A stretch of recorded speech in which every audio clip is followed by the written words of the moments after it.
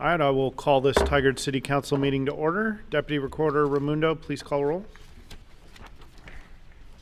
Councillor Goodhouse. Here. Councillor Newton. Here. Council President Lube. Here. Mayor Snyder. Here. Youth Councillor Nog. Here. Councillor Shaw. Thank you. All right, I will ask everyone to join me in the Pledge of Allegiance.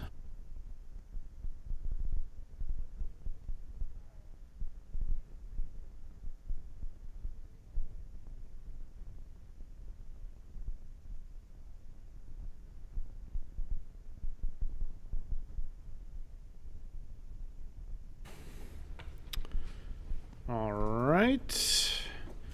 Staff or council, any non-agenda items? Yeah, Councillor Lube. Yes, I'd like to discuss adding public comment to the beginning of meetings for the workshop meetings because we're currently not allowing it.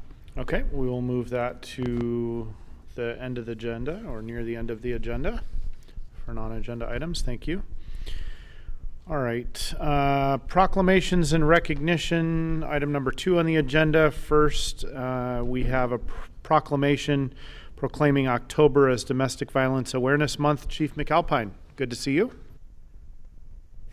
And to you, Mayor and Council. It is with great honor that I just share a little bit with you during this Domestic Violence Month. I did have an opportunity to attend the Hope Gathering at the Hillsborough Civic Center this afternoon. And one statement really resonated with me, and that was violence thrives on silence. And it is critical that we recognize Domestic Violence Month so that violence no longer hides behind silence. We can create a community where it is not tolerated by working together. And public statements like these helps to break the silence and bring our numbers to zero. Tigard is not immune, and I think when I do my monthly report out, we'll dig a little deeper on that. So it's an appropriate time, and I thank the council for their support in proclaiming this Domestic Violence Month. Thank you, Chief. Thank you. Is there a motion? I move to proclaim October as Domestic Violence Awareness Month. I'll second. Okay, it's been moved and seconded. Any further discussion? All right. Starting with Youth Councillor Nog, what is your advisory vote? Yes. All right. And all city councilors in favor of the proclamation, please say aye. Aye. Aye. Any opposed? Okay. We are proclaiming October as Domestic Violence Awareness Month. Thank you, Chief. Hello. I'm Elise Laubach, representing Family Promise of Tualatin Valley, and asking that next week be proclaimed Family Promise Week. Family Promise is a national organization that has been in existence since 1986 and supports households and families experiencing homelessness. Our particular affiliate was formed in 2017 and first opened our doors to families in 2019. We began as a rotational shelter housing families in civic and religious organizations for a week at a time, and then having them go to the day center so that the kids could go to and from school and the families could have access to resources like laundry, showers, and connection to their case management and support in that way to get them on a path to housing. The pandemic changed that, like it changed everything else for many organizations. We are now based out of a hotel in Tigard. One of the upsides of that has been allowing us to serve a lot more families. Our rotational shelter was 3 to 4 families at a time, and starting in October, we're ramping up over the month of October to serve 40 households at a time in this location. Last year, we were able to put, I'm going to forget my numbers, I should have brought them with me, but over 270 folks into housing. Wow. We provided over 14,000 bed nights and meals, and also our prevention and eviction program, which is part of looking a little further upstream to help people stay housed, which is just a very critical part of it. It was newly developed last year, and we're leaning into that even more this year to keep people in their housing. So that's a big part of what we do and who we are. And I wouldn't be doing my job if I didn't leave you with a story, and I'll keep it very brief. But one of the reasons we do what we do is the families in our program. We had a family move into the hotel and shelter, and there are outside access doors in this hotel, and there are often mats outside the doors, and this one was missing. And this little girl took a chalk outline and made her own mat and wrote home. And when the food was being delivered, she shared that that was really the first place that it felt like a home to her. So that is the reason we do what we do, to help folks to have a place to call home. So we very much appreciate the council offering this up with this proclamation to declare this Family Promise Week next week. That's a great story. Thank you. Is there a motion? I move to proclaim October 17th through the 23rd, 2022 as Family Promise Week in Tigard. I'll second the motion. Okay, it's been moved and seconded. Any further discussion? Councillor Goodhouse? I wanted to add as a board member of Family Promise too, is a great example too with just talking to people with the homeless issue of providing a resource that allows people to a long period of time to get back on their feet, resolve any problems that cause them to become homeless, get over those barriers and get into it. A lot of times we see shelters where someone can stay for a week or two, but a Family Promise really allows someone to help with that long-term resources of childcare, resumes, getting over hurdles, getting all those resources. So when a lot of people talk about what can be done for a longer term solution, this is a great way to help out families in the Tigard area. Yeah, absolutely. It's not just shelter, although that's critically important. It is a path to housing and the wraparound services that go with it, like access to jobs, resume support, health care, all the resources that go into stability for families. Thanks, John. All right. Let's start with Youth Councillor Nog for an advisory vote. Yes. All right. All city councilors in favor of the proclamation, please say aye. Aye. Aye. Any opposed? Okay, we have proclaimed October 17th to 23rd, 2022 as Family Promise Week in Tigard. Thank you very much for coming, and thanks for all the great work your organization is doing for our entire community. Thank really you, appreciate and we it. appreciate the partnership. The City of Tigard has been a good support partner. Well, thanks. All right. With that, we're going to move on to public comment. Public comment phone in line is area code 503-966-4101. Please call now to be placed in the queue. Those that would like to provide video public comment via Microsoft Teams, please virtually raise your hand, and our IT team will place you in the queue. And with that, we'll move to follow up to previous public comment. Assistant City Manager in Island. Good to see you this evening. Good evening, Mr. Mayor and councilors. Mr. Mayor, at the September 27th meeting, we received a lot of public comment. We received 113 written comments. 110 of those were about Recycle Plus and Redwell, and 3 of those were about climate-friendly and equitable communities, specifically concerns around parking. We did not receive additional comments from callers or by video, and there were no comments made in person. The team followed up with each constituent. Thank you, Carol, Jesse, and Joanne, for providing great customer service on that front. So, quick fun fact. We've been hearing so much about our good work around El Tigre, our upcoming festival, and how we are honoring National Hispanic Heritage Month. I wanted to take a moment to mention that yesterday was Indigenous People Day. Though it's not recognized as an official or federal holiday, it's an important day for many. Tonight, I am proud to wear a necklace that my grandmother made. She was a proud member of the Athabascan tribe, and for me, this serves not only as a colorful accessory, and for those that know me will appreciate my admiration for accessories, but this is really a reminder of who we are, where we came from, and how we got here. So recognizing the past as we move forward is part of our what we do to make Tigard a welcoming community for all. That said, that's my report for this evening. Thank you. Thank you, Assistant City Manager in Island. I appreciate that. And with that, we'll move to an update from Chief McAlpine on the Police Department Dashboard Report. Well, hello again, Mayor and Council. Chief Catherine McAlpine with the Tigard Police Department. If I could go ahead and have the slides. As always with the dashboard, there's plenty to talk about and not enough time. But what I did highlight that jumped out at me as well is under the first category of person crimes. And hopefully you got a copy as we wait till it displays up in front of the screen. With that said, focusing on assaults, we saw that from September of last year, we had 25, where we have 42 this last month. So, with a 34% increase, we wanted to peel that back a little bit. And what the numbers show is about 40% are domestic violence. So how appropriate is that as it relates to Domestic Violence Awareness Month? The others were either stranger on strangers, some of our unhoused communities. We had a couple bias crime assaults. We had a couple juveniles and gang-related incidents. So long and short of it is to say there was not one particular location, individuals causing problem. It's just kind of a snapshot of what we're seeing out in the community as our ability to get along with one another.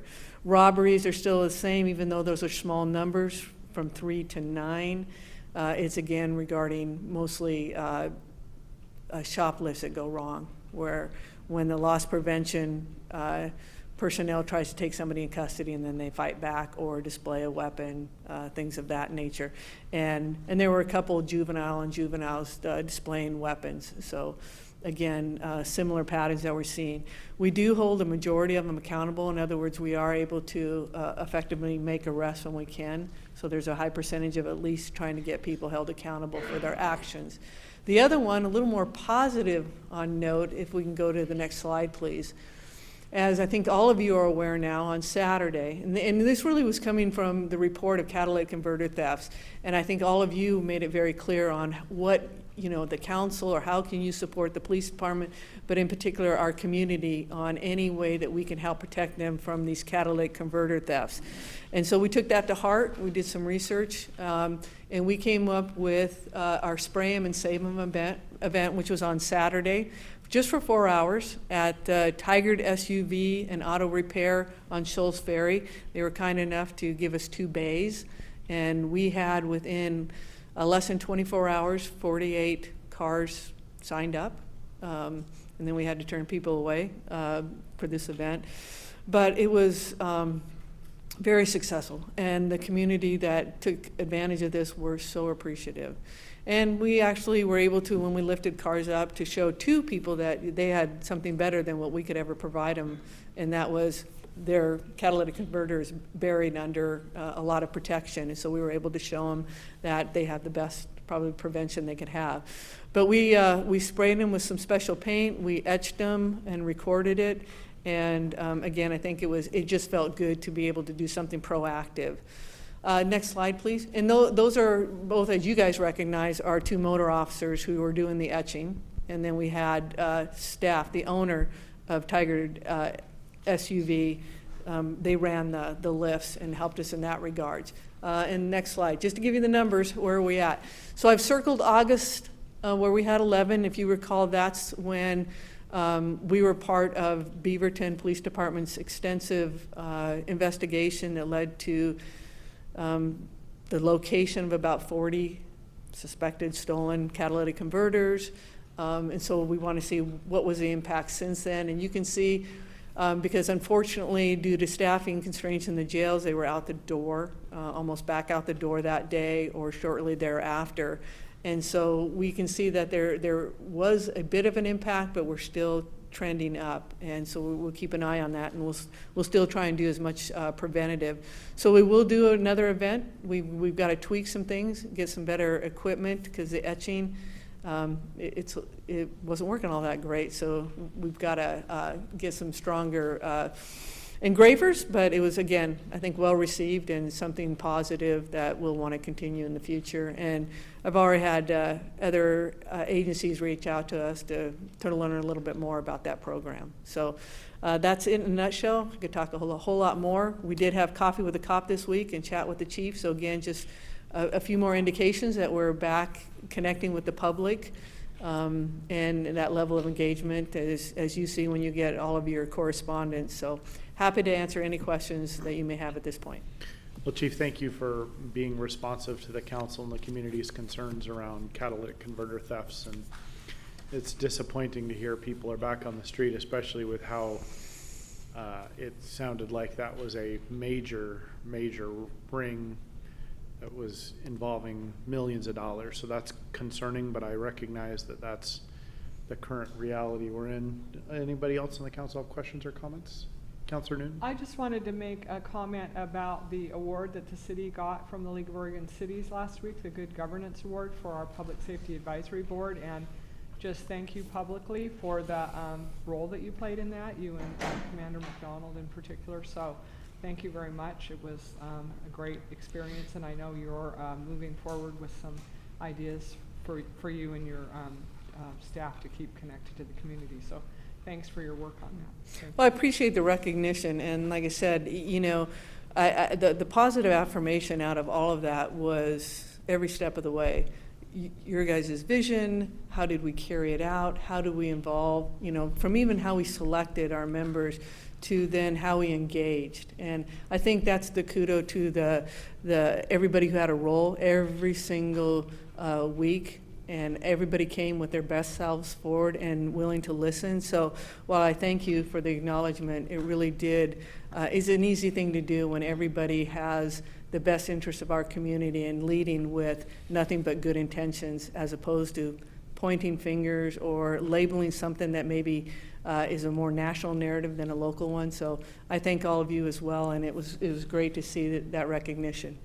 Well, Chief, you weren't there to hear my acceptance speech on behalf of the city, but I will tell you that I recognize specifically you, your entire leadership team, and every single officer and staff member of the police department, because I think it took everybody being open and willing to engage to make it as successful as it was. So I think my speech was videotaped, and I would actually love for it to be played for the department, but I understand if that can't happen. But just as an FYI, I think I'm sure it's got to be in this day and age in technology, so we'll seek it out. And again, I'll thank you in advance. Appreciate it all.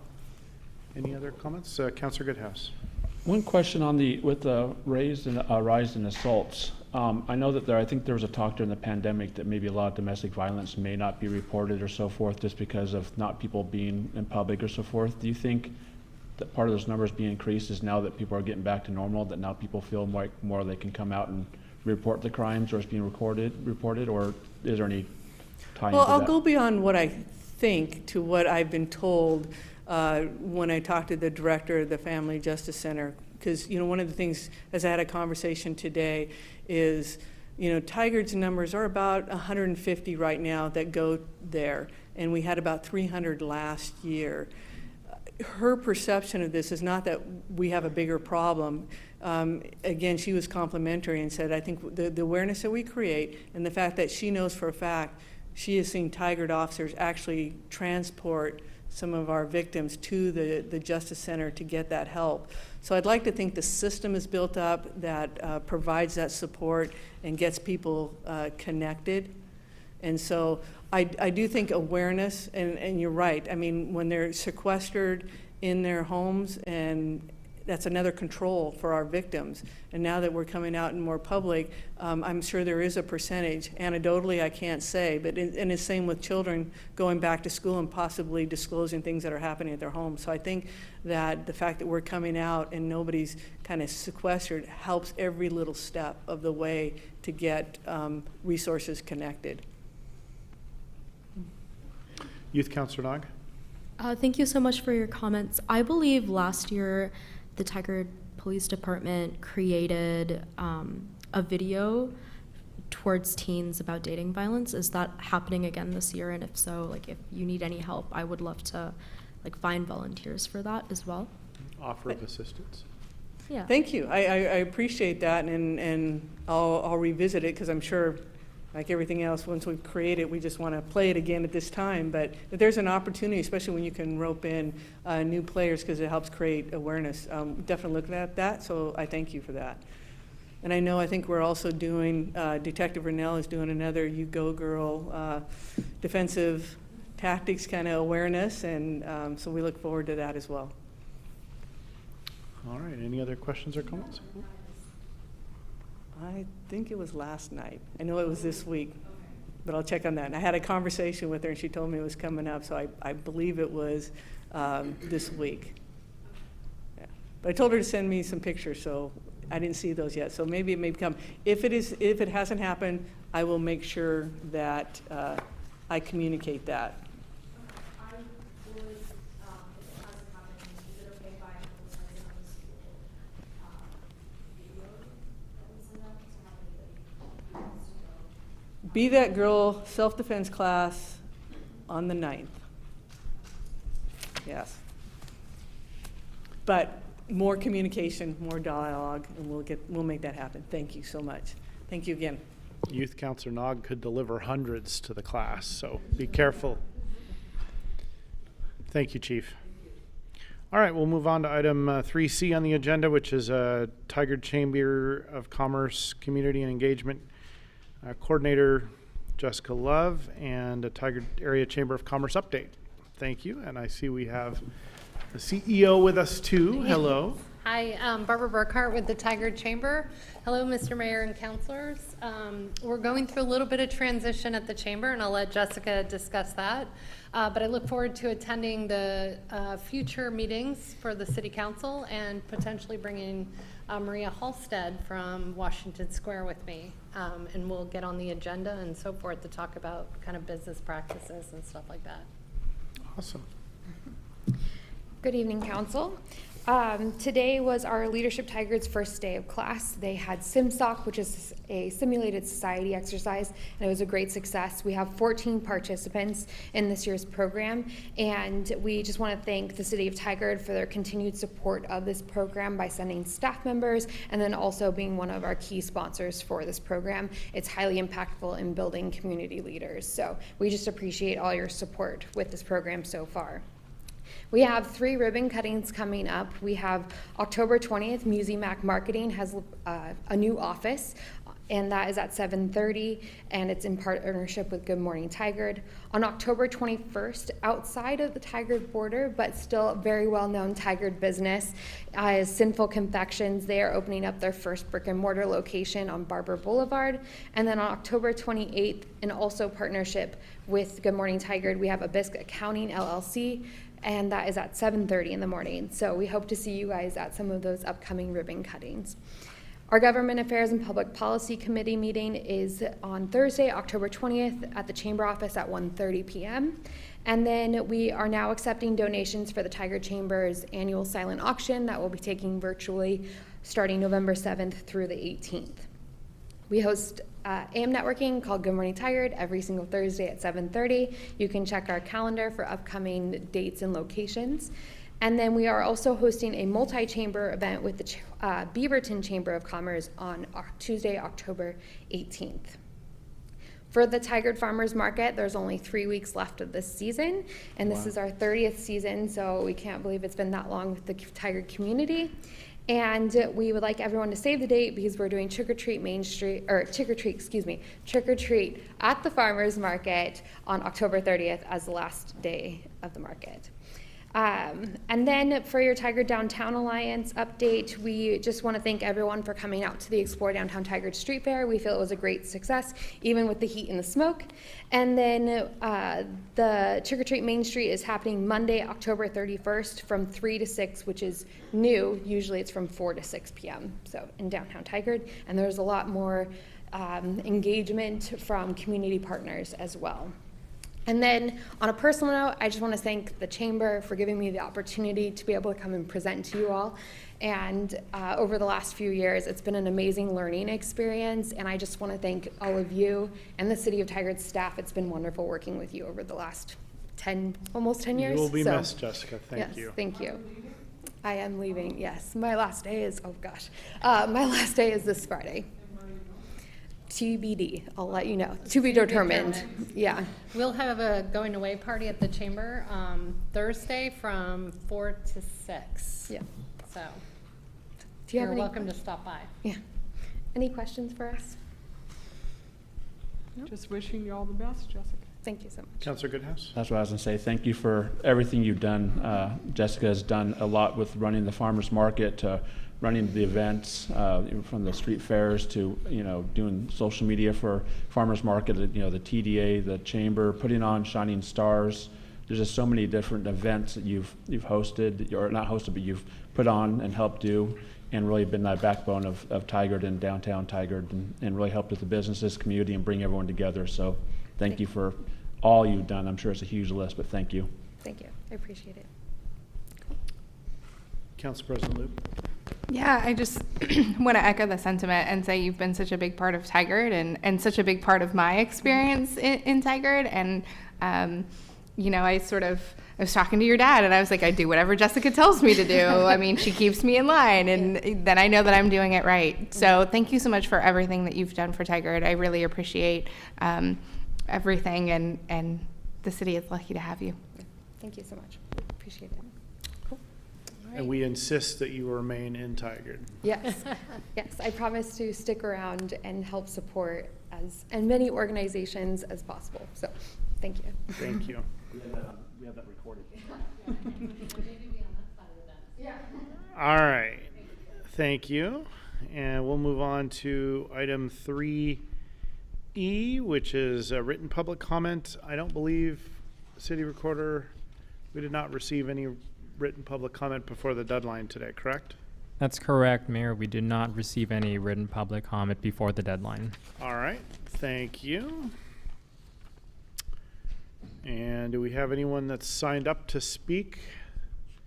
Nope. Okay.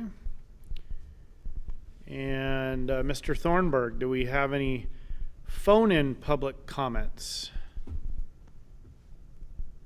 None at this time. All right. Do we have any video public comments? None at this time. None at this time. All right. We'll move on to item number 4 on the agenda, which is a SEIU bargaining agreement, and we have Human Resources Director. Human Resources Director. Mr. Loeffler, go ahead. Loeffler, go ahead. Good evening, Mayor and Council. I'm pleased to present before you this evening the tentative agreement for the, I hope you can hear me. We can. We can. Okay, great. Thank you. We had difficulty last time. Pleased to present before you this evening the tentative agreement between the city and SEIU, our general employee unit. The bargaining agreement for the years 23 through 25. As you may know, the city began bargaining on March 15th in good faith with our employees and the union, and we reached tentative agreement on August 26th.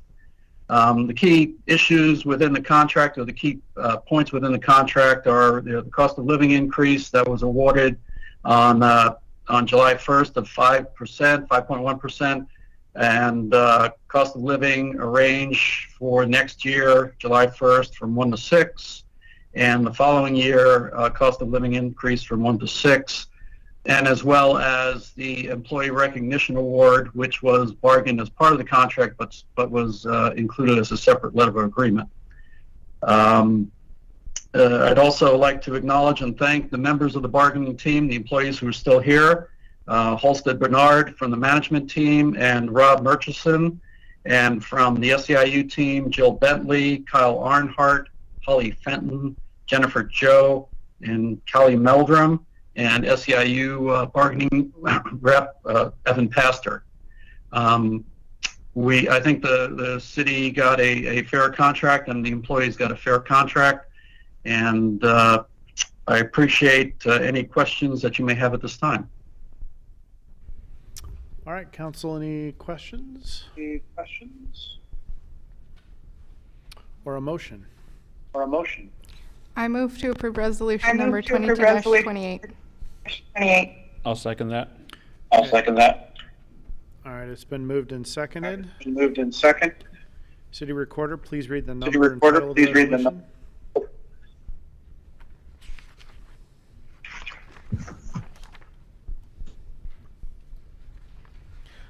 Resolution number 22-28, a resolution adopting a new collective bargaining agreement between the City of Tigard and SEIU Local 503/Open Local 199, and authorizing the city manager to sign.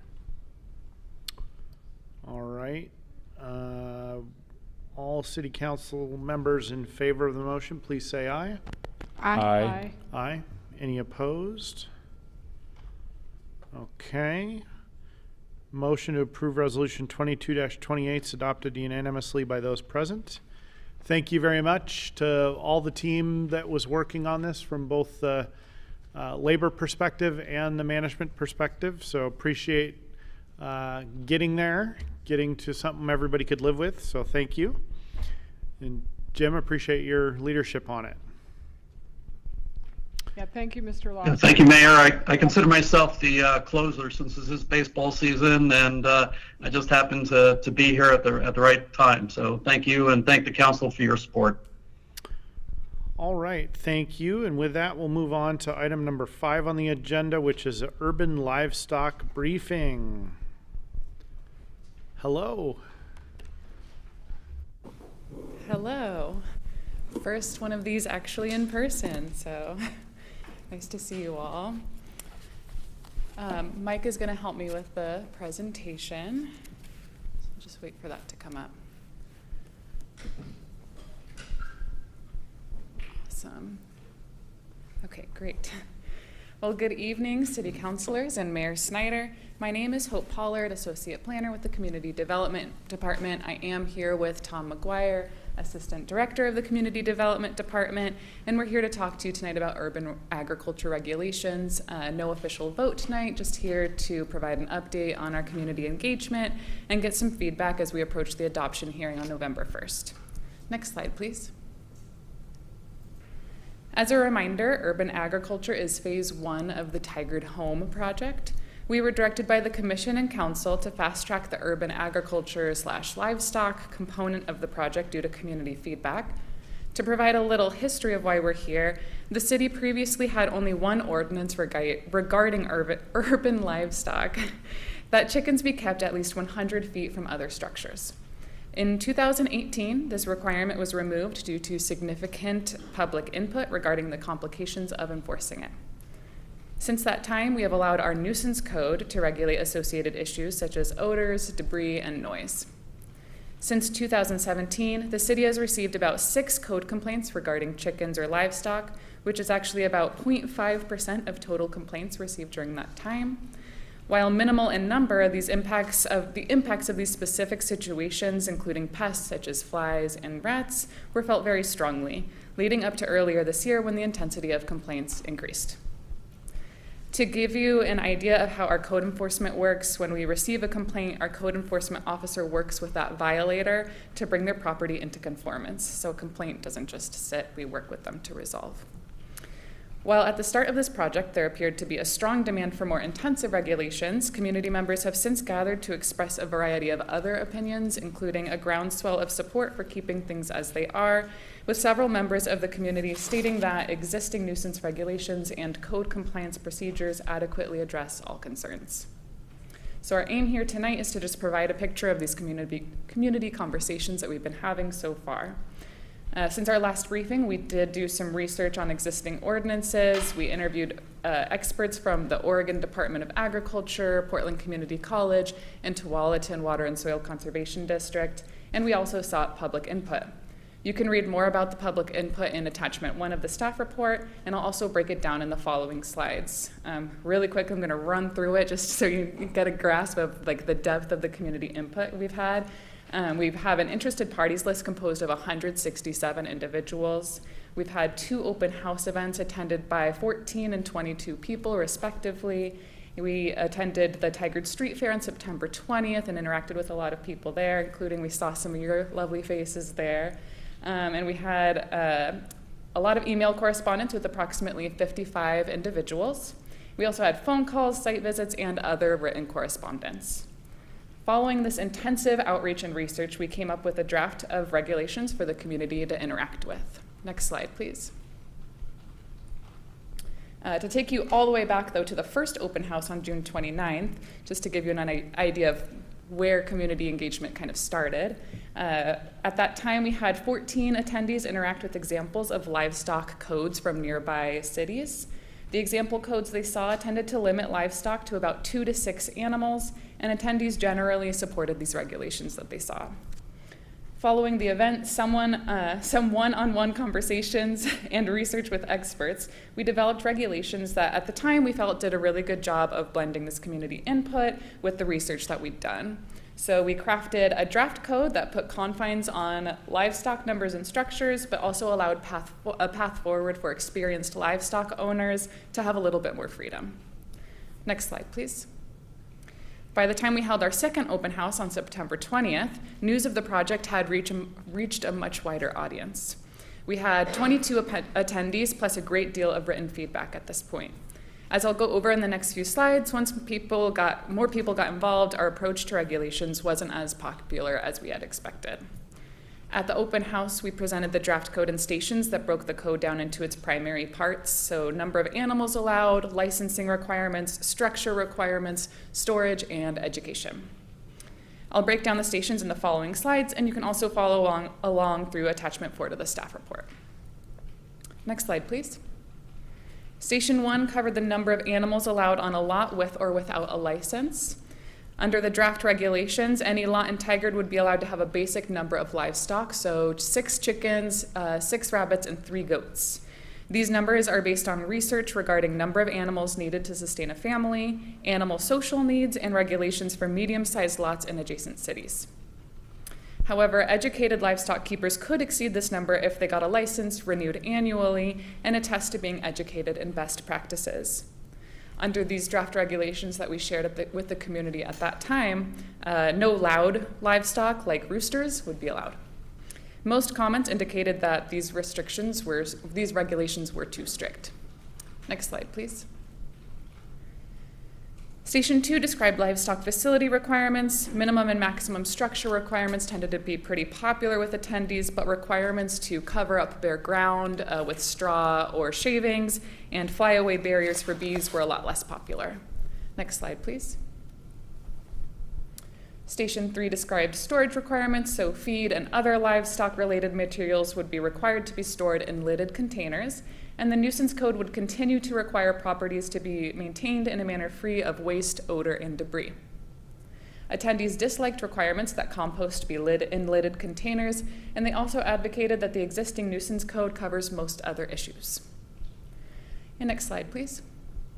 Finally, the final station introduced the educational requirements for obtaining a license. Under the draft regulations that we shared, if a person sought to obtain a livestock license, they would need to attest to understanding basic principles in urban livestock, such as manure management, pest control, animal health, sanitation, and mental stimulation. The station also offered attendees the chance to share any last thoughts, so we received a real mix of ideas here.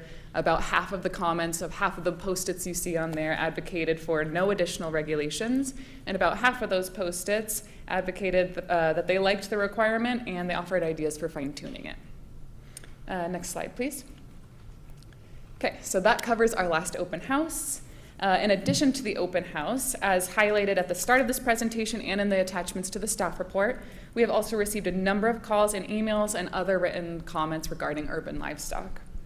Attachment 1 breaks up that content into greater detail. If you look there, you can see starting at our first open house in June, the majority of attendees advocated for reasonable regulations, or what they saw as reasonable at the time. By the second open house in September, the majority of attendees thought that our draft regulations were too strict by the time that word had spread of the project. And they thought that our existing nuisance code already does a sufficient job of addressing most concerns. Among the email correspondence received from the about 55 individuals this year, the majority of individuals advocated for keeping things as they are, stating that additional regulations were not necessary because existing nuisance code covers livestock issues. And if you look at the pictures here, you can see a number of the ways we interacted with the community. So top left, that's a booth from the Tigard Street Fair, which might look familiar to some of you. Below that, we've got an email response to one of our many email correspondence. Below that, we've got some index cards that were filled out at one of our events.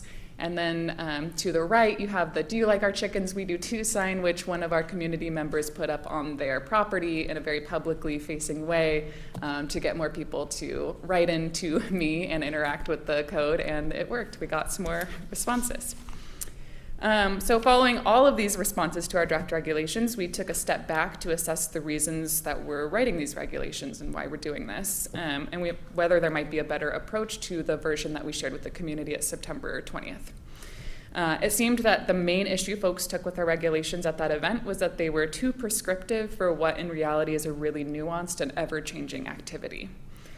So we reminded ourselves that the reasons for writing these regulations is really just to mitigate the potential nuisances and hazards of what could otherwise be, a beneficial activity within the community. So if you go to the next slide, please. Now we have 3 options for you. We were originally just going to come and share some community feedback, but we've kind of listened to that community feedback and come up with these 3 potential ways to approach regulations that we shared with the Planning Commission last week. So we have Tier 1, which is our minimalist approach, represented by the little cup of coffee. We got the Tier 2 moderate approach, represented by Smokey the Bear, and we have our Tier 3, our intricate or prescribed approach. So I'm going to start at the edges to explain this and then make my way inward. So starting with Tier 1, the minimalist approach. That approach would be to just stick with the existing nuisance code, as many community members have advocated for in recent events and communication. Tier 3, the more intricate or prescriptive approach, as outlined in this would be the version that was outlined in the September 20th open house. So while it's not overly complicated, it is very detailed. It includes standards for maximum number of animals, minimum and maximum shelter sizes, regulations for how to feed animals, and otherwise getting into the nitty-gritty of livestock keeping. And then finally, in the middle, we have Tier 2, the moderate approach, and this right now is the staff recommended approach. It essentially would beef up the existing nuisance code, incorporating community feedback while still limiting associated nuisances in a more spelled out and livestock-specific way than our current nuisance code allows. It essentially is a pared back version of Tier 3, so we would keep the regulations requiring food storage, setbacks for shelters, maximum lot coverage requirements, and prohibiting roosters. Everybody seems to agree on prohibiting roosters. But we would remove requirements for a maximum number of animals, minimum square footage, and licensing. Staff believes this is the cleanest option for addressing community feedback on all sides of the discussion. So minimizing nuisances and hazards by focusing on their root cause, like proper food storage, loud animals, and setbacks, rather than trying to regulate the numerous nuanced details of livestock keeping. Next slide, please. So finally, what's next? This says October 2022 for adoption. That's when we will be going to Planning Commission. That's next week for their hearing. But we'll be back to you all on November 1st for an adoption hearing. And from then, we'll move on to the next phase of the Tigard Home project. And next slide, please. This concludes my presentation. I'm here with Tom to answer any questions. Again, not requesting a formal vote tonight, but just looking for feedback. Thank you. And in particular, just to be clear, you're looking for which of the 3 directions we want to head, correct? Yes. And then that will be, just so I'm tracking, that whatever we sort of provide direction on tonight is going to be going to Planning Commission next week and then back to us by November 1st? So the way that we're, sorry, I should have clarified that. The way that we're planning to do it is to bring both options. We've written them both up and then you can vote on which one you prefer. So we're looking for some direction and getting your general ideas right now and giving you some general ideas on what community feedback has looked like. But then when we come back for the hearing, we will have 2 ordinances and you can adopt one of the 2. One would adopt the Tier 2 and one would adopt the Tier 3. So Planning Commission is hearing both as well? Yes. Okay, that's more what I was getting at, like what's going before Yes. Planning Commission. Okay. Well, lots to think about. I think it's been well set up here. I'm sure everybody's got comments and questions. So let's start with Council President Lube. Thank you. I took some notes for Tier 2, but I was wondering if you could maybe talk about what portions of Tier 3, so we'd be removing like the 6 chickens, 3 goats, 6 rabbits, but are you keeping the requirement of like minimum square foot per animal? I'm wondering what the balance of that would be.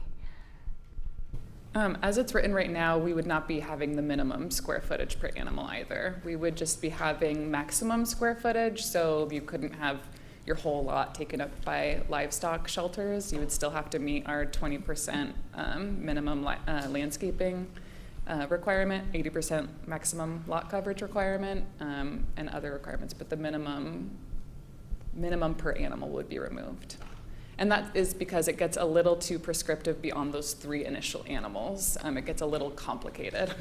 And so Can you kind of summarize what I mean, I kind of hear that in what you're asking, like what is in 2, because we know what's in 3. Yeah, we know what's I'm we trying to, clearly we know don't what's have in any 3 detail and on 1, what's in 2. And we know that 2 prohibits roosters. That's what. Yeah, yeah. Yeah, That's let what me I give think you I a little know bit so more far. detail. All Sorry right. to get really specific, but I think we're all going to need that. No, I appreciate that. So let's see. So some of the things that we would require with Tier 2, for example, we would still require these, that any swarming incidents, so in our Tier 3, we also require this. For any swarming incidents with beekeeping in particular, you would have to respond to those within 36 hours.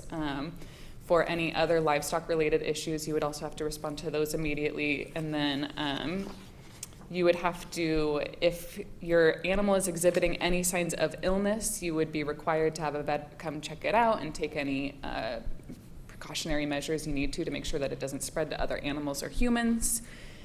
We would still have locational requirements for both hives and other livestock shelters. So they would be a minimum of 5 feet away from all property lines. You would still be required to have both a livestock shelter where you keep the animal enclosed at night to keep them safe from predators.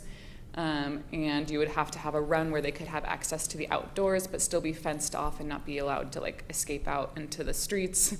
You would have to keep all feed in lidded containers. That seems to be like one of the biggest problem points right alongside roosters right now is the storage of feed. And those are the main things. And then you would also still be required to have a, you would still be required to have a flyaway barrier for bees, which basically is you are required to have like a 6-foot high fence or vegetation around your beehive if it's within a certain number of square feet from the property line. And that's 2. Council President Lube, that answer your question on that front for now? Okay. Councilor Goodhouse. So my question is, so it sounds like 2 is more of just a beefed up on the nuisance part.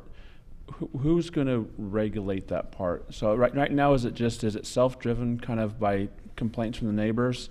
And with all the things you laid out in part 2, seems like a lot of, is that something where code compliance is going to go around, or is it going to be more if neighbors report it? How are we going to, I mean, because a lot of these neighborhoods or or lots will be fenced in. It's going to be hard to see if someone even has that. So what's going to really, how are we going to determine that other than if we have a nuisance complaint call in and then that leads to it? And then what would we have that would stop someone from constantly filing nuisance complaints if they don't like someone's having those livestock? So I'm happy to answer that question. For the audience, I'm Tom McGuire, the Assistant Community Development Director. So yes, I was going to say in answer to Councilor Lube's question, I think of the middle option, or Tier 2, as a beefed up code enforcement version of kind of what we have now, but putting parameters on things that helps our code enforcement officer focus on specific things. It's less, kind of squishy like it is now. To answer your question, all of those points you brought up are things that we have to deal with now. There's certain things we get a lot of complaints on. We often get complaints when neighbors start to kind of disagree with each other. That's one of the areas they go to, is just turn each other in for code violations. So our code enforcement officer is very skilled at dealing with that and sorting through those things. So it would be through the system we have now, which is they would call in or fill out online the form for code complaint, and then we would follow that up with our letters that go out to the property owner outlining what the issues are that they have to resolve, and then our code enforcement officer essentially follows up with that and makes sure in a timely way that they take care of all those issues. So complaint driven still. Complaint driven still. Mm-hmm. And then if they're not following it, is there is it going to stay the same way, or is tier 2 going to have some kind of a fine associated, or what's the recourse as far as, so if they're in violation of the code, then what is the recourse to have it fixed? Or is it a ticket system? Is it a fine system? What's the system in place when someone's not complying with those? Well, as I said, the code enforcement officer has essentially increasing levels of enforcement. So they get the letter first, and most people respond to that and clean up whatever the issues are. If they don't do that, the code enforcement officer can actually come out to the property and specifically point things out. We give them certain timelines that we hold them to. If it gets to the point where they're just dragging their feet, really nothing's happening, yes, we can actually start levying fines. And if it's an issue of trash or debris like that, we can actually send abatement crews out to clean that up. Okay. And then charge them for it, right? And charge them for it. And just to state my opinion, I like to code, tier 3 seemed like too much would put us in the world of trying to figure out how to license and really have to have an expert person on staff, and it seems like that would be a lot more cost and too many steps, where I think the increase in nuisance beefed up, I think, is the way to go. So you're 2. 2. Okay. Councillor Newton, you want to ask your questions or make your... Yeah, I have a question. I will just say that I didn't know until my neighbors got a lot of chickens and ducks that they had chickens and ducks, because I couldn't see them. So now they're pretty loud, and I wonder, because I can only see through my good neighbor fence. I was intrigued with what you were saying about some sort of square footage requirements, because I'm not an expert. I'm supportive of folks having chickens, gardens, all that stuff for, their family. But I wonder if there's too many back there. I don't know. But I was a little intrigued with the idea we were talking about lot coverage or something like that. Plus, they're not separated at all other than through the good neighbor fence from my property. I'm not worried about them coming over except for if they get hurt. So I'm starting to notice my neighbors, they have a rooster. My neighbors are complaining about that. They're getting dueling matches with the neighborhood dog. They bark and quack. So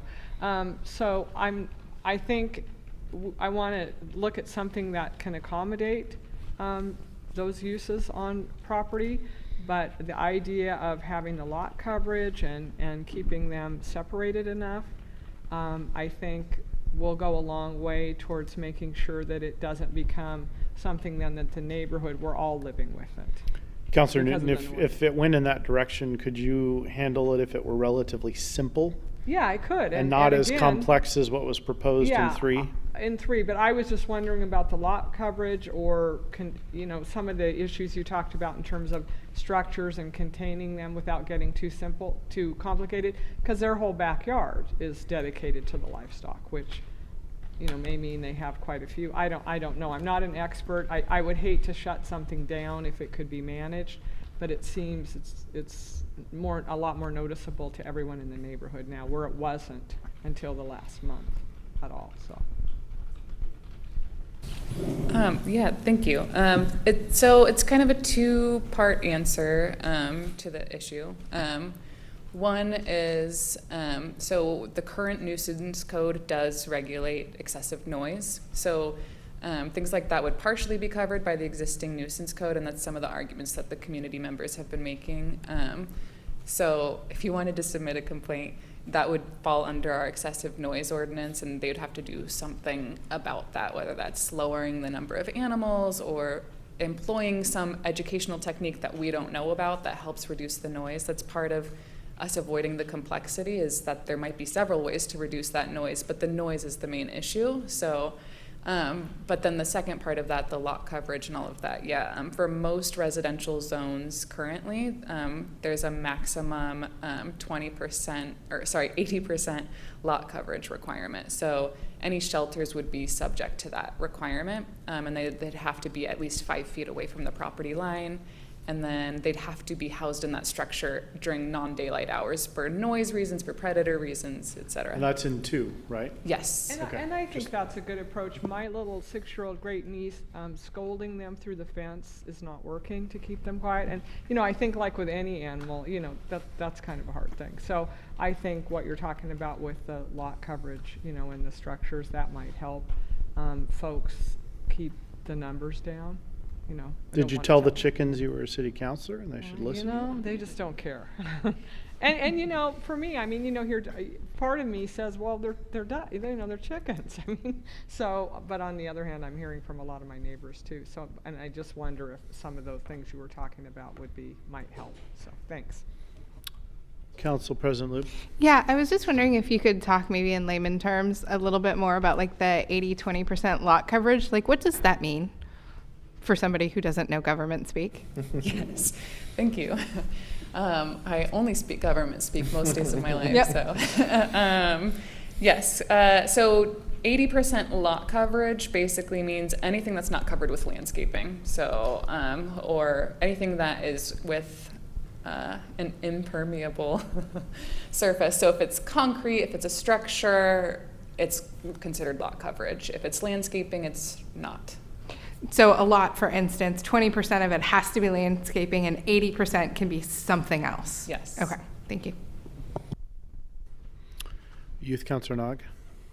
I don't know how to phrase this question, but is there an added part of the requirements when people get urban agriculture where they have to have a plan in case there is an emergency, if there's like what they would do with the animals? That's a good question. We don't have a requirement currently built into our proposed regulations.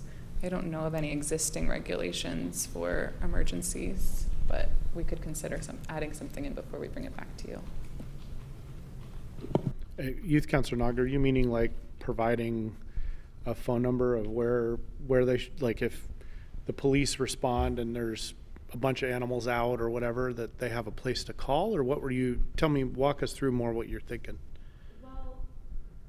Okay, I don't know if it's entirely possible, but having like a clear path in case there is an emergency for animals to like escape if there's an active fire, like if there's a path outside of the house where so like it wouldn't be obstructed by anything, like a clear escape plan.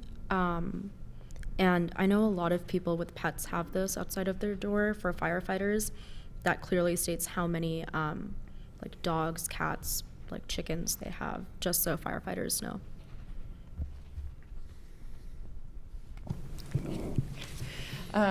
So right now we don't have that written into our regulations, and we could consider bringing that into the new regulations that we're bringing to you on the 1st. I forgot to mention though that there is another element to either the tier 2 or the tier 3. We would also be accompanying that with educational resources that we would provide online that would not be written by us but would be sourced by us and would be readily available for people who are just getting started to know how to plan for their animals' well-being in a way that maybe goes beyond into some of the nuances that we don't fully understand, and putting into a regulatory format can sometimes infringe upon rather than help, if that makes sense. So could that be included in the educational components? I guess, yeah, that's what I'm saying, yes. That's what you're getting at, okay. Councilor Goodhouse? I know that sometimes with TVFNR, sometimes with their mapping systems, they can designate or know things. So I don't know if that's something maybe checking in the process is to see if TVFNR has a way where people that have these farms, if someone can notify them, and maybe they're with a geotag that they can be tagged to say that this is a farm and what they have, so they know what may be there in the back to evacuate. Mr. Mayor, I had one. This is just a point of information. Did most of the people that came to the open house, were they folks that had chickens or livestock, or did you get a lot of comments from people that don't? Or do you know? It's hard to say which comments came from which people and like which people actually have livestock, but I know that most of the people who came to the first event, I think, did not have livestock, and then the second event was more of a mix. I couldn't give you a percentage breakdown, but it was more of a mixture. Yeah. Both were well represented. Yes. Okay.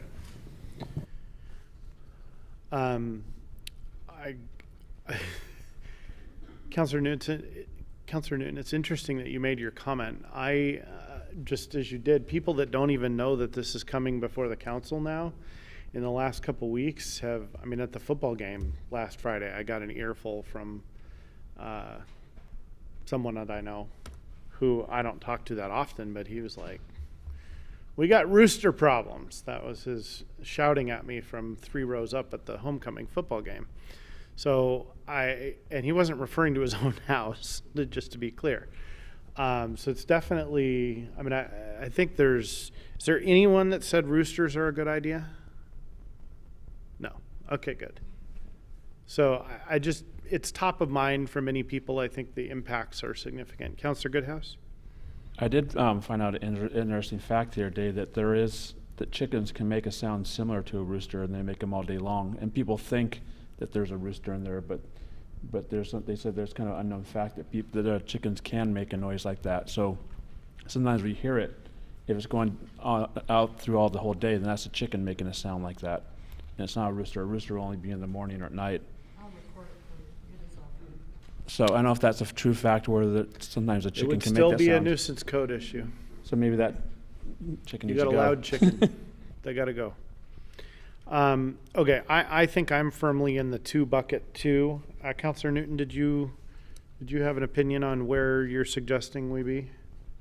I think 2, yeah, Council President Lube, 2. Youth Councilor Nog, 2. Okay. Well, you got consensus there. So now I guess the question is, what exactly fits into that? And you all are going to probably working on both the feedback we gave tonight and then also whatever the Planning Commission shares, and try to come up with something. It sounds like Councilor Newton's got maybe the biggest sort of question is whether there should be some sort of a lot coverage, number of animal type of thing. And, I think there may be just, again, keep it simple. Like, let's go with the spirit of 2, but maybe have just some common sense stuff there.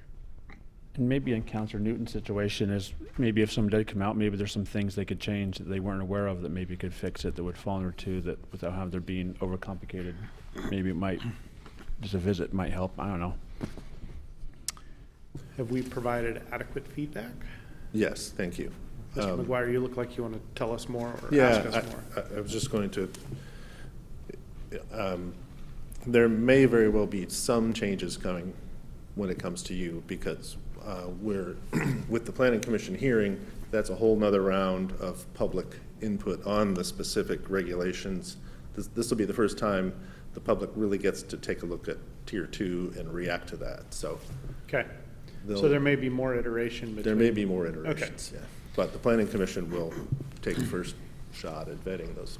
And Mr. McGuire, I guess I was throwing out what I was throwing out. I don't really know anything about urban agriculture, but I was thinking about, is there anything that we can do in terms of how we set this up that might make people more successful in terms of not having to deal with noise complaints? I don't necessarily mean the filer of the complaint, but the people, they're chickens. So the educational part. Yeah, to a certain degree, it's like dogs, they're going to bark. So I don't know if limiting the number or doing anything like that makes a difference. It may not at all, but that's why I raised it. I just thought maybe if the number was limited. I don't know. Okay. Do you have what you need? Mm-hmm. Yes. Okay. Thank you. Appreciate it. And we'll move on to item number 6 on the agenda, which is a community development project update. And I think we have Community Development Director Kenny Asher with us. Oh, and Mr. McGuire, you're hanging around. All right. Mr. Mayor, it's great to see you. Members of Council, I'm Kenny Asher, Community Development Director. It's been a long time since I've been in front of you in this room. It's kind of thrilling. Didn't know I missed it. Actually, it was City Manager Reimer who had the idea that the Community Development Department come before you with in sort of a cadence of every quarter, giving you updates. As you know, it's a vigorous department, a lot of people, hardworking, passionate, talented people working on a lot of stuff. So we were all in favor of that, and so this is the first one. The trick is figuring out how to share the right kind of information without chewing up too much of your agenda, because there's a lot to share. So what we've done is selected 18 initiatives to report on tonight. Most of these we'd call projects.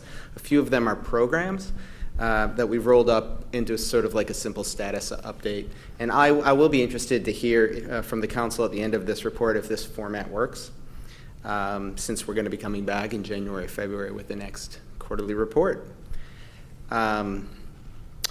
So let's jump in. I have 7 updates from our planning group, 2 from our economic development program, 6 from our redevelopment team, and 3 from the transportation planning area.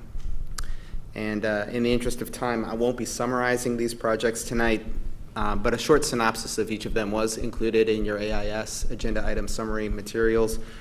So hopefully you've reviewed that and have some basic familiarity with all of these 18, and I think you do. And thanks if it's Eric advancing the slides, I think you'll be able to tell when each new update comes. So just do your best and let's see what happens.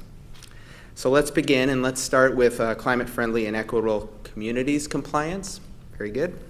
Oh, and a note on format. Each slide is going to show you the key milestones that the initiative has accomplished already in light gray, and in dark gray, the upcoming milestones. And for each one, I'm going to give you a little bit more on where we've recently been and where we are today. So on the CFEC project, as we call it, which you discussed very recently, we've been tracking the rulemaking, attending implementation meetings, and working with staff at the state to understand what Tigard's obligations are. And right now we're scoping the legislative project, which is what required the direction we received from Council 2 weeks ago on which pathway to pursue. And I think the final code is scheduled to be back in front of you by the end of this year. Is that right? Okay, River Terrace 2.0. You might recall that we completed the concept plan 1.5 years ago and applied to Metro for the area to be included in an urban growth boundary expansion about 1 year ago. Right now, we're waiting on Metro to determine if the land will be brought into the UGB and through a land swap, and if that happens, for funding from Metro to commence the community planning process. Turning to our housing stability efforts, we've been doing a lot of background research and information gathering for the Safe Spaces project. Since presenting to Council a few months ago, we have surveyed the community, and that outreach work continues. We're currently doing stakeholder involvement, researching best practices, speaking with partners at Washington County and at Supportive Housing Services, or you'll hear these referred to as SHS agencies.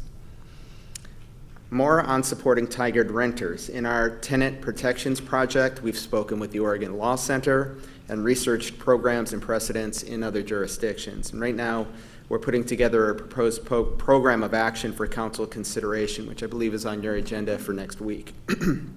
Later, we're going to be discussing tenant needs with the community as part of the upcoming rent burden hearing, and that's required of us by all cities, rent burden cities, by House Bill 4006. And we have a few multi-year long-range planning, or what we call legislative projects going. You just heard about one of them. So this will be a little bit of a redundant update, but the Tigard Home Project was introduced to the Planning Commission and City Council in May, and at Council direction, we peeled off part of that project to work on this year. That was the urban agriculture component, which you just heard about. We've held 2 community outreach events and developed draft code, which has been shared with community members. And now, as you heard, we're conducting really the last outreach events and getting ready for the hearings, preparing the final code language. And based on tonight's council discussion, we're still on track, it sounds like, to bring that one to a close in November. And after that, we're excited to begin the next phase of the home project, as Hope mentioned. Another long-term legislative project, Tigard Made, was introduced to the Planning Commission and City Council back in 2020. We then went on to complete an economic opportunities analysis to understand our employment growth needs and land constraints over the next 20 years. And we've had lots of community discussions with impacted property owners and businesses about proposed zoning code changes to our industrial and commercial lands.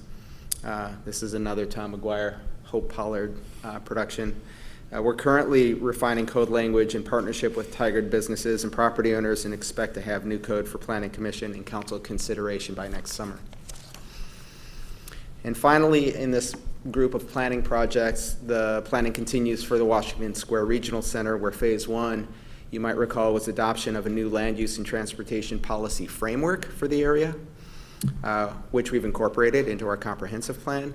And right now, we're working on implementing that framework by compiling new zoning and development regulations for adoption, pursuing funding, lining up advocacy for priority improvements. The Greenberg Road Misstep project is an example of how we're trying to implement this planning framework. Now let's hit a couple of economic development initiatives.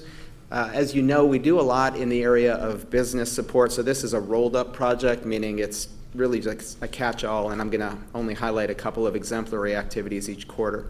So we've been conducting business visits to assess the needs of Tigard businesses so we can connect business people to resources. These include in-person and online coaching seminars for Tigard folks wanting to start or expand a business, like Advanced Tigard, which encourages owners to improve their business operations. At the moment, we're looking to expand these visits to get to more Tigard businesses, and we're working to create new coaching and advising programs, especially for Tigard entrepreneurs and micro enterprises. We are trying to improve the marketing of our programs too, for example, by converting our monthly business spotlight into a video and social media based feature. LaunchPod program is next. You've heard about it. It's one new way to support Tigard entrepreneurs in the food and beverage space. We commissioned the manufacture of 2 new food carts, which will be located at Universal Plaza and made available to folks ready to start up a food cart business when that plaza opens. Right now, the economic development team is reviewing qualifications of 19 entrepreneurs who have expressed interest and have pre-qualified, which will be followed by lease negotiations with the lucky final 2. And the lease will be structured to allow the startups a chance to learn and grow their business, exactly as we've successfully done at the Opportunity Cafe at the Tigard Public Library with Israel Martinez's El Quadrilatero Cafe. Now moving on to redevelopment initiatives and staying on food and drink for a moment, because we all like that. The long-awaited Ava Roasteria mixed-use project on Main Street is on track to break ground in a few short weeks.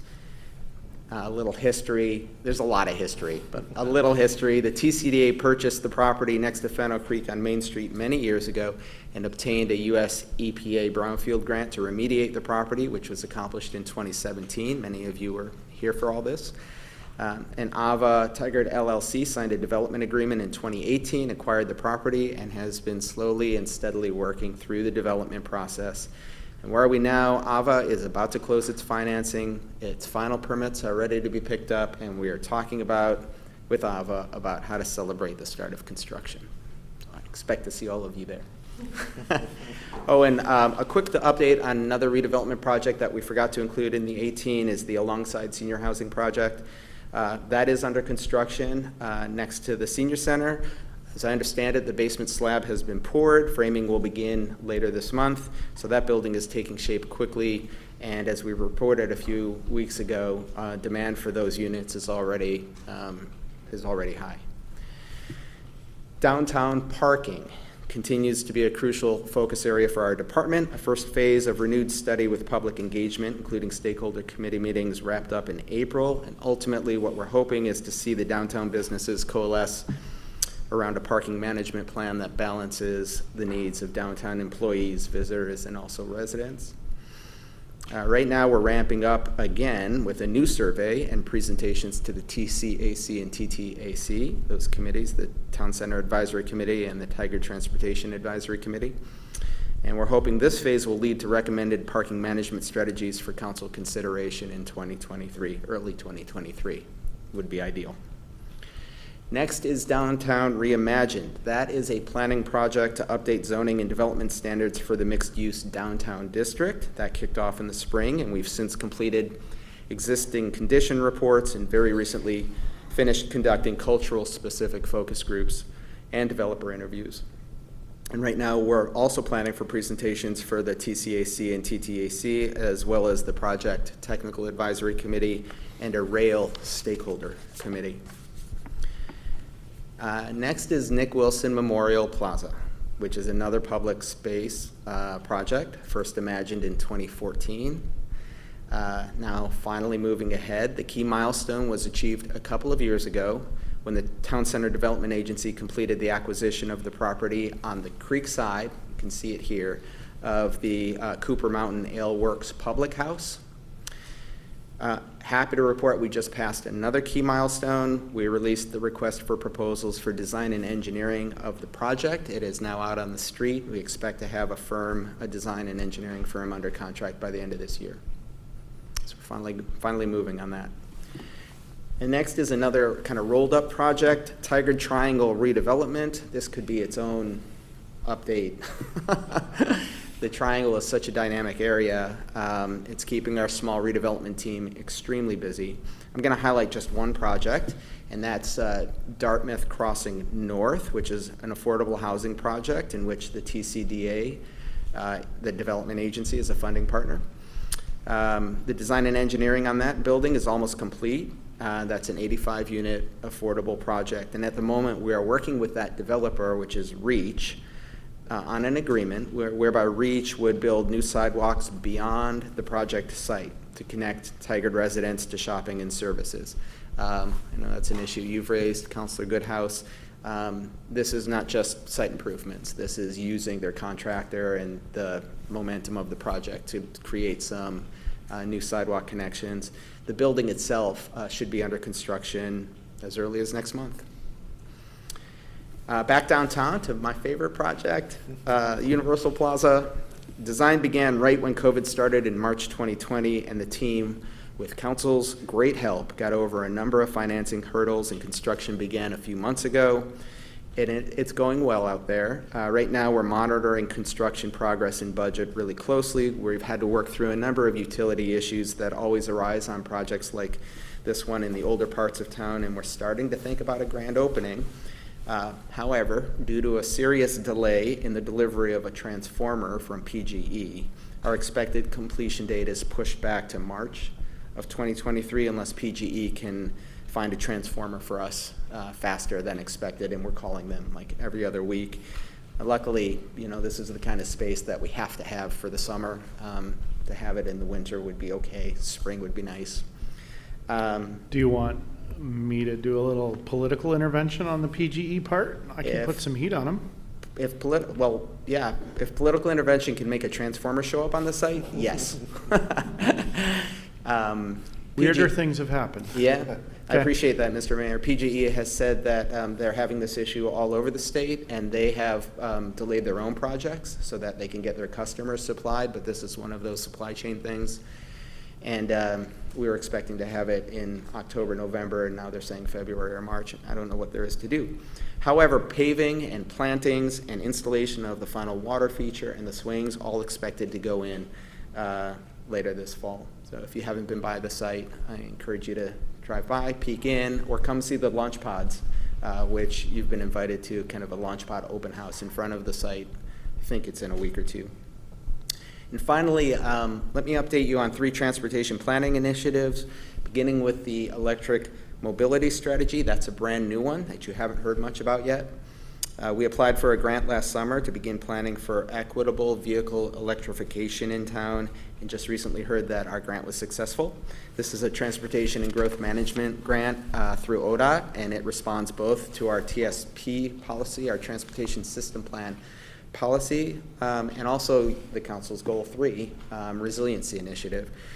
So now we're working with the grant manager and consultant team to finalize that scope of work and moving it through ODOT's very painstaking procurement process, but we do hope to have it up and running this winter. And the last 2 are programs that, again, they're programs. I've rolled them up into kind of status report. The Safe Routes to School program continues to grow and flourish. We are now in our 6th year. Walk Enrolled School Day this past May saw our highest ever participation. And then in October, which was just last week, in the Walk and Roll Challenge, we had another huge turnout. And I'm told by Hendrick Brockleshine, our Safe Routes to School coordinator, that we had 9 schools participating, 8 elementary schools, 1 middle school, 2,900 total students who chose to walk, bike, roll, or bus to school, which, believe it or not, between those 2 events is over 60% of all the students at all the schools that are participating in Safe Routes to School. Got to school without a car in those days. So it's a successful program. We also secured our first outside funding for a Safe Routes capital project with the award of $750,000 for the Locust Street sidewalks and crossing improvements near Metzger Elementary.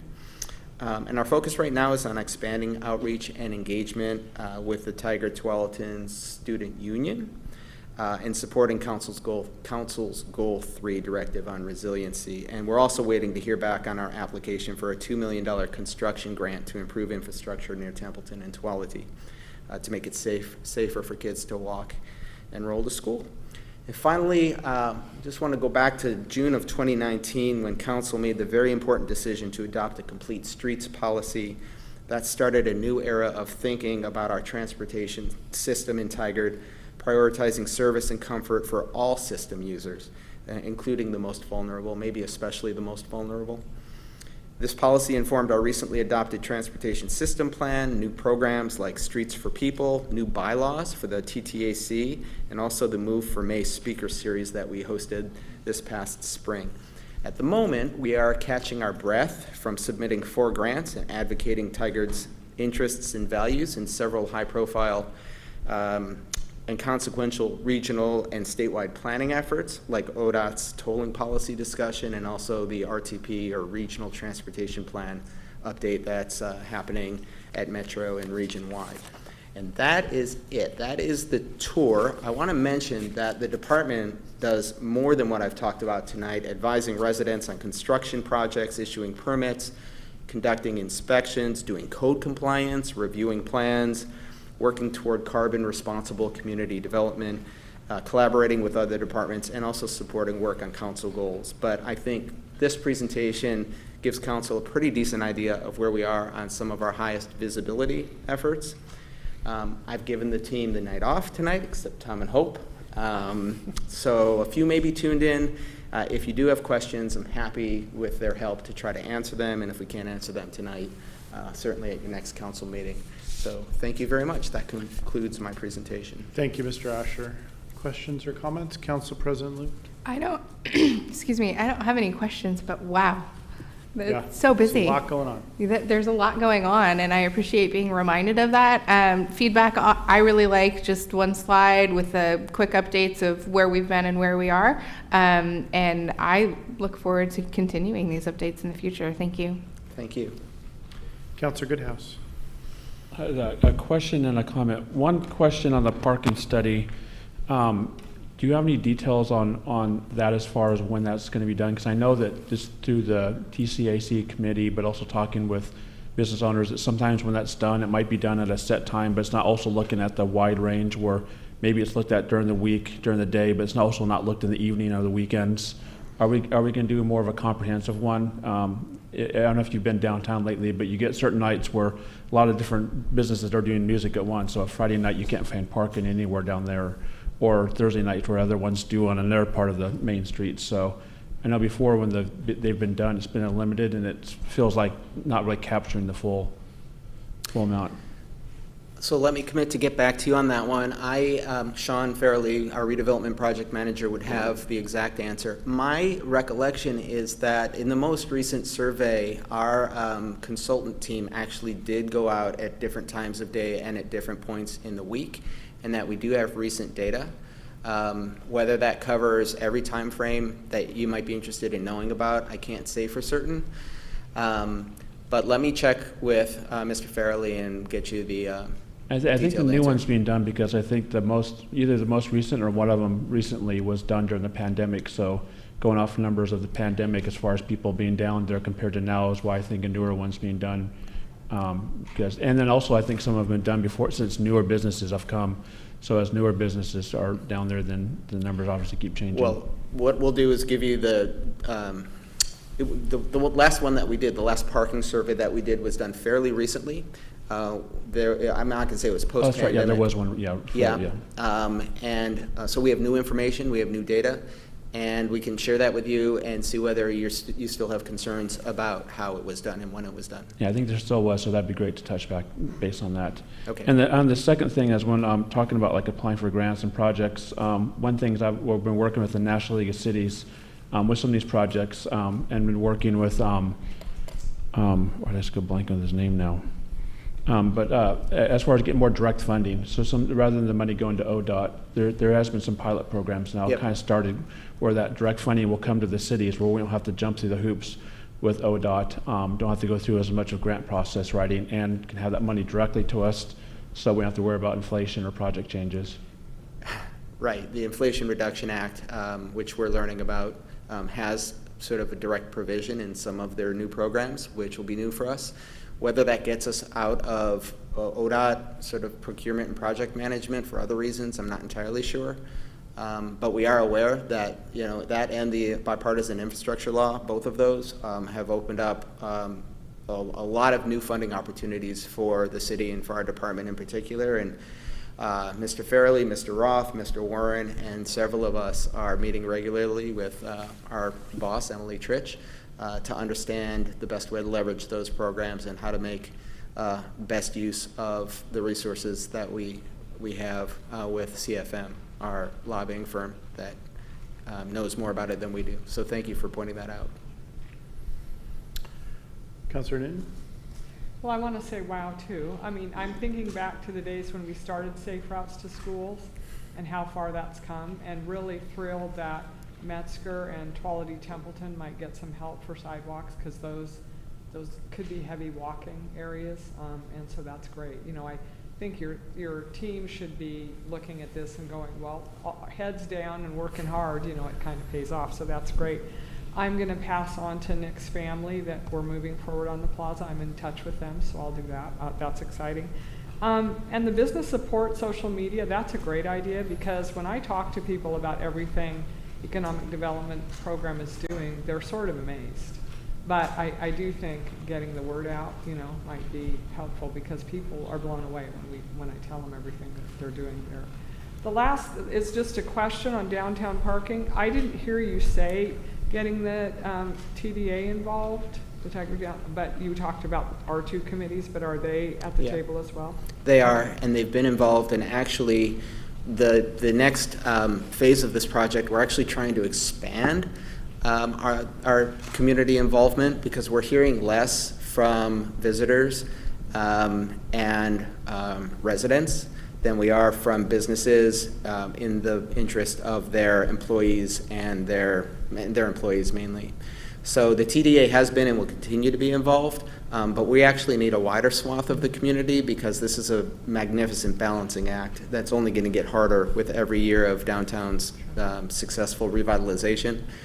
So we'll keep them involved, but we need to kind of broaden the net. And see what visitors say about coming down the parking. Okay, thank you. But anyway, customers. And I think it's a great format. It's really great. Thank you. Anything further over on this side? Councilor Goodhouse, did you have something else?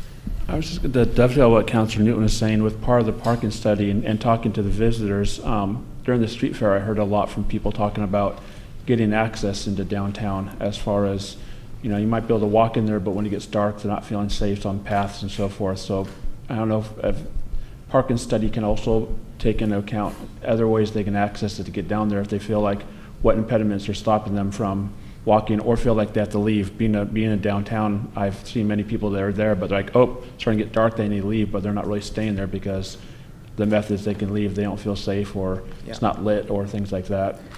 It may be that we can work that into the electric mobility study, because that really is thinking about people walking, biking, and scooting eventually into our important districts that are, attracting people. So I'll ask Dave about that. There's a lot of people that, and I've talked to some that have moved close thinking they were going to be able to walk in or get into work that way, and realize once they did it, they don't feel safe to use those trails, or aren't able to access those the way that they thought they could, or they're designed to be. Yeah, and I know that our public works and engineering folks and parks folks have a lot of trail improvements on the boards. And Universal Plaza is going to be a really well-lit space. There's going to be a new trail connection out there, and I think slowly but surely that will improve. Yeah, that'd be great. All right, thank you. Thank you, and thanks, Tom. We're very proud of our team, and they continually make us look great. So. Great presentation, thank you. Looking forward to Ava finally to get out there and dig some dirt. Thank you.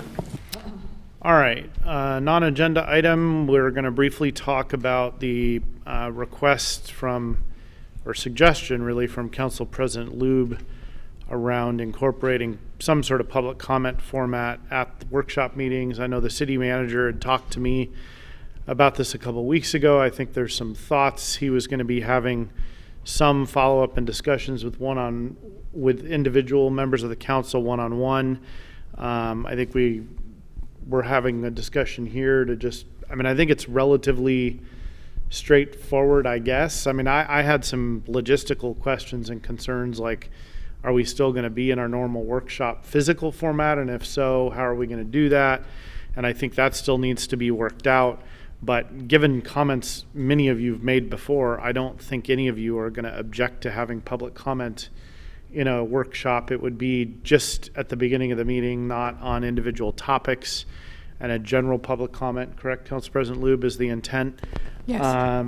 And I think we would probably have to do only phone and in person. We wouldn't probably be able to do video given the physical layout, but we can leave details to City Manager Reimer. Do you want to add to this or frame it? Either one of you frame maybe it? Maybe I can add some clarity in the setup. The setup would be like the previous setup where we'd have it set up down here in a more informal setting. So to the mayor's point, just making sure with our IT team, obviously we can make the phone work.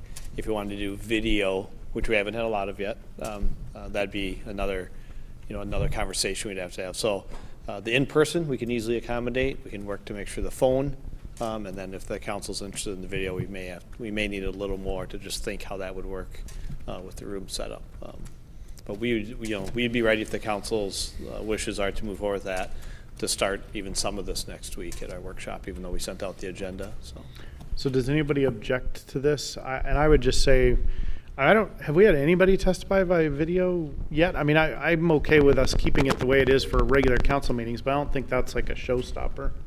No, I don't think we've had anybody testify by video, but really what brought this up is I think our first workshop, there was individuals who wanted to call in to talk about a particular issue and we weren't accepting public comment. And, even as a counselor, sometimes I forget which week is exactly a workshop week. And I think it's unreasonable that we're not accepting public comment for just general, something that may be going on in somebody's neighborhood in a public meeting. And so I want to press that I think we should have that available at the beginning of the meeting like we do for our regular business meetings.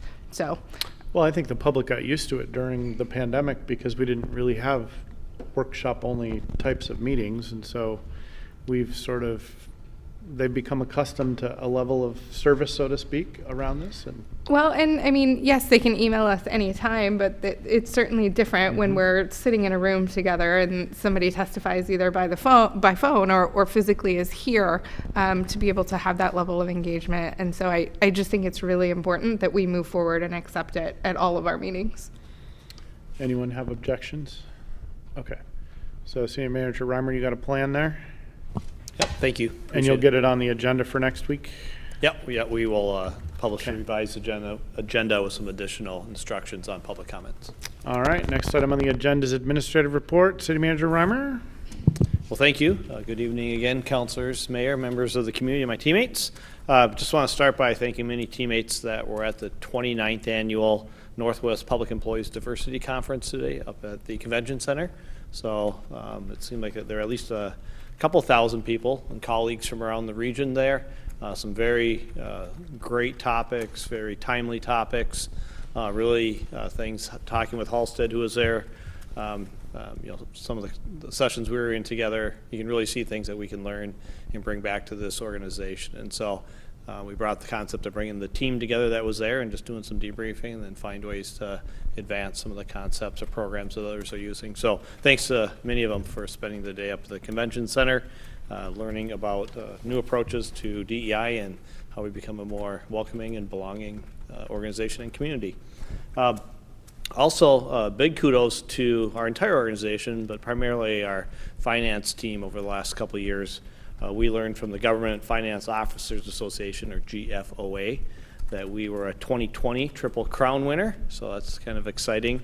That's one of only 317 governments in the country that receive that, and so we received each of the different awards of excellence, if you will, for our efforts. So a big kudos to our organization and our finance team, those that are continuing here, those that have worked here previously, for all their great leadership and efforts in making sure that Tigard always has our great stewards of our public funds, which was demonstrated obviously a couple months ago when we had our upgrade to AAA in our rating. So it's all plays together in the things that we do day in and day out, and the policies and leadership that council has as well. So kudos to finance on that. From our team in Public Works, we're going to participate in the Great Oregon Shakeout, which is on October 20th. So we also encourage all of our community and counselors and others to participate at home or at your work site. It's at 10:20, and this is really for that, the planning for the potential of that mega thrust earthquake along the Cascadia subduction zone that may occur here sometime in our lifetime. And there was a earthquake just recently this morning, right? It was this morning, I believe. Yeah, 4.4. So you just never know, and always being prepared is obviously the key. And so this is just one way of making sure that we all are prepared.